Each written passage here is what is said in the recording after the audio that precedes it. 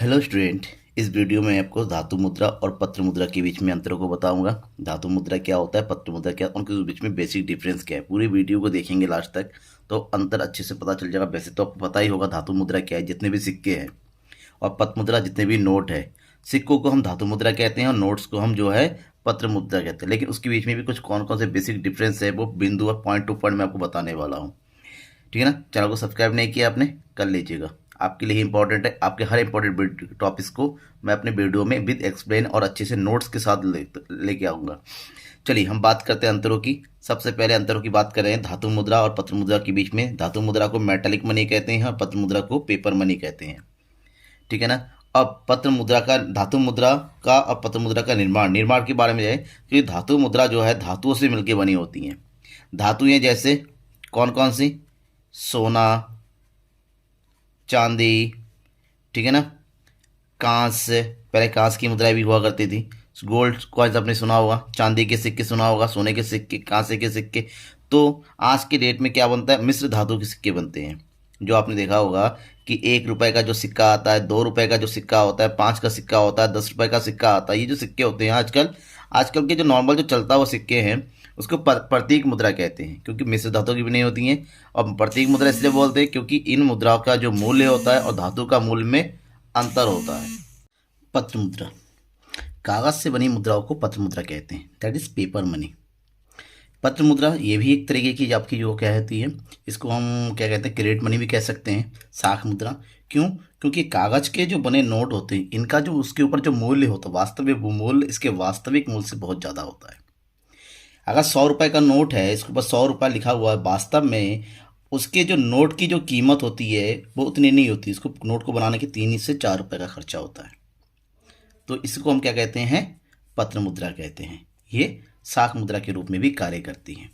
धातु मुद्रा का जो निर्गमन होता है वो सरकार के द्वारा किया जाता है, सरकार के आदेश पर किया जाता है। ठीक है ना। जैसे सिक्के हैं, सरकार अपने टकसाल में उसको जो है उसको बनाती है। लेकिन पत्र मुद्रा का निर्गमन देश की केंद्रीय बैंक, जिसमें भारत में केंद्रीय बैंक कौन है? RBI, reserve bank of India. केंद्रीय बैंक के द्वारा पत्र मुद्राओं का जितने भी कागज के नोट है, जैसे 5 रुपए के नोट, 10 रुपए के नोट, 100 रुपए के, 50 रुपए के और 2000 के नोट, ये सब जो है केंद्रीय बैंक के द्वारा ही निर्गमित किए जाते हैं। अब बात आती है उपयोग की।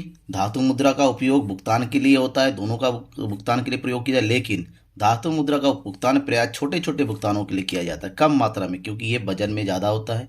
एक हट्टा हम बहुत ज़्यादा रूप में करोड़ों रुपए में, लाखों रुपए में इसका प्रयोग नहीं कर सकते हैं।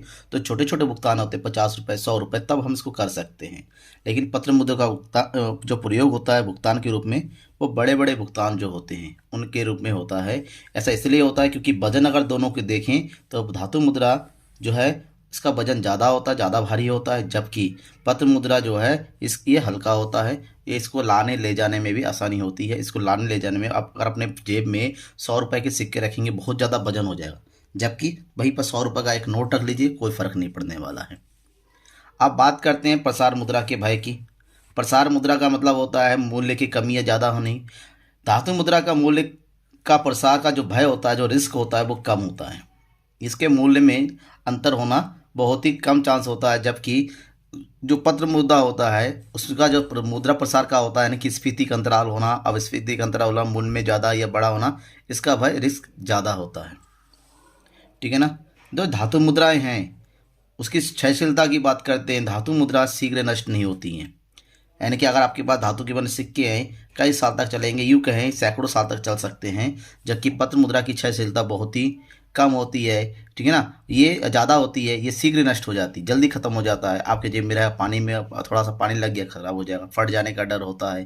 ठीक है ना। घुन लगने का डर हो जाता है, बच्चों के द्वारा जल जाने का डर होता है, तो तमाम प्रकार का होता है, यानी कि ये नोट जल्दी ख़राब हो जाते हैं। अदर दूसरा हम बात करें, धातु मुद्रा का जो निर्गमन का खर्च होता है, धातु मुद्रा को छापने का, ठीक है ना, उसको जारी करने का खर्च अधिक होता है, क्योंकि यहाँ पर धातुओं का जो मूल्य होता है वो मूल्य जो है बहुत ज़्यादा हो जाता है, जबकि पत्र मुद्राओं को निर्गमन करने का खर्च कम होता है। क्यों? धातु की मुद्रा में कागज का मूल्य कम होता है, ऐसे में निर्गमन खर्च यहाँ पर कम होता है, और धातु मुद्रा का निर्गमन क्या होता है? ज़्यादा हो जाता है। Thank you.